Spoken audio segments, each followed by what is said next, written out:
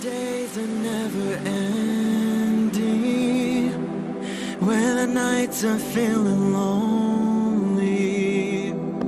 There's a place that I can go, where the birds are free to roam. In the sky, flying high, over fields of green. And where the stars inside the sky, where the last one's shining bright. Pushing through the storm tonight, we'll be burning on and on and on. Where the stars inside the sky, where the last one's shining bright. Pushing through the storm tonight, we'll be burning on and on and on.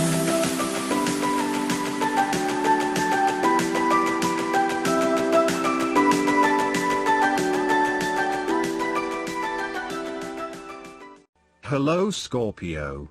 This is Inspire 2016 with your weekly tarot reading for the week commencing the 18th of May until the 25th of May 2020. The first card for you is representing, how do you feel about yourself? Your card is the Nine of Pentacles. It is the time for you to sit back and relax and enjoy some of life's luxuries, since you have worked hard to get here. You deserve it. Do not be afraid to splurge, indulge or pamper yourself, particularly if it is as a reward for all of your hard work. Treat yourself to a special occasion, to simply celebrate the journey you have been on to achieve your goals and to re-energize yourself for the next phase. You are close to reaching completion, so acknowledge this and then prepare for what will come after. Sometimes, however, the Nine of Pentacles can indicate that you are close to reaching your goal but you have not yet made it. So, as a result, you may want to stick to your program and continue sacrificing until you have reached that goal. You are showing great self-discipline and self-control to ensure you get to where you want to be. Whilst the suit of Pentacles typically focuses on material wealth and gain, the Nine of Pentacles also suggests that you are in harmony with the nature that is around you. You have an appreciation for the beauty and abundance found in nature and you are able to harness this energy to bring pleasure into your life. You may enjoy gardening or floristry, or you may simply like to pass your time in the beauty of nature with picnics or walks in the park. The second card for you is representing, what do you want most right now? Your card is the Ace of Cups. What do you want most right now is a new beginning of love, happiness and compassion. It can indicate the start of a new relationship, be it a friendship or a romance. This is one of those relationships where you feel happy and you are so pleased to have met someone with whom you can share a special connection. The water in the card reflects the flow of emotion and thus the Ace of Cups suggests that positive emotion and energy will be created between two people in a way that leaves you feeling good about yourself and life in general. You need to experience the feeling of new love or of giving and receiving unconditional love. Give and accept love on a new level and open your heart to what is around you. Your loving ways will magnetize love to you. This card often means that love is the essence of the situation. It may or may not be romantic love. Look for ways in which you can begin to connect with others. Do you have someone to forgive, or do you want to ask for forgiveness? Can you set aside your anger and find peace? Would you like to drop your reserve and let your feelings show? This is a peaceful time in your life, so use it and make peace with friends or yourself. The Ace of Cups is also about creative expression, particularly where there is an opportunity to allow your emotions to shine through. You are very open to experiencing your inner feelings and sharing them with others. You may be inspired to start a new creative project, take up an art class or two, or even engage in interpretative dance. You are at that point in your life where you feel comfortable with who you are and what you feel, and you are not afraid to express that part of yourself to others. You see new potential in allowing your creative juices to flow, and as such, You are open to new possibilities and stimulating your imagination to allow your talent to unfold. The third card for you is representing your fears. Your card is the Ten of Cups. You may be afraid and have been hoping for some special time with a loved one, but it feels as if everything is falling apart at the seams. You may be quarreling, not spending enough quality time together, or not really respecting or caring for each other. Your hopes of a harmonious relationship are being thwarted, for now. Aim to treat each other with respect and love in order to restore harmony and peace to your relationship. Focus on how you can treat others with compassion and respect, in order for them to eventually follow suit and give you the same treatment. This card can also highlight when there is a misalignment of personal values. You are not living by your personal values and you are not being true to yourself. You are allowing others to determine what will and will not make you happy rather than looking within for that source of fulfillment. As a result, you are questioning whether you really believe in what you are doing. While you are madly rushing around trying to get things done, it is also very important that you address any lingering issues of values alignment with what you are doing. Otherwise, this may become a showstopper later down the track. In terms of your relationship, you are neglecting your family while you pursue more material goals such as progressing your career or making more money.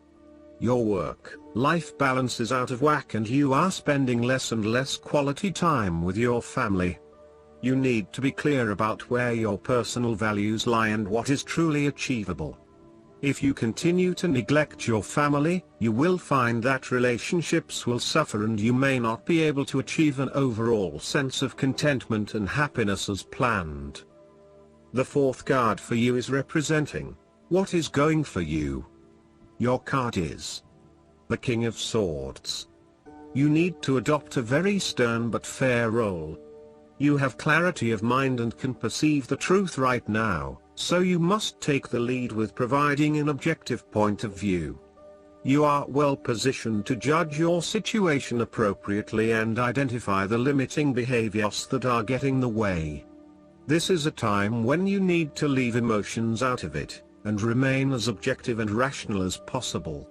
You may need to reason with others and be quite direct about what you are observing. You may be concerned that you are not being particularly caring or sympathetic, but at this point in time, this detachment is what is needed most. Similarly, the King of Swords encourages you to use your logic and intellect to navigate your path ahead.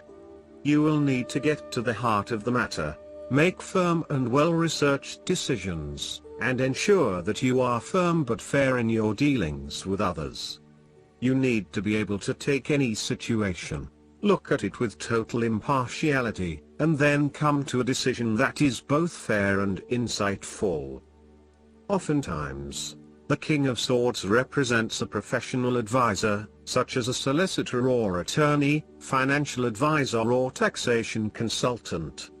This advisor has a solid reputation and a vast amount of knowledge in his particular field, and will provide you with objective, well-researched advice about your own situation.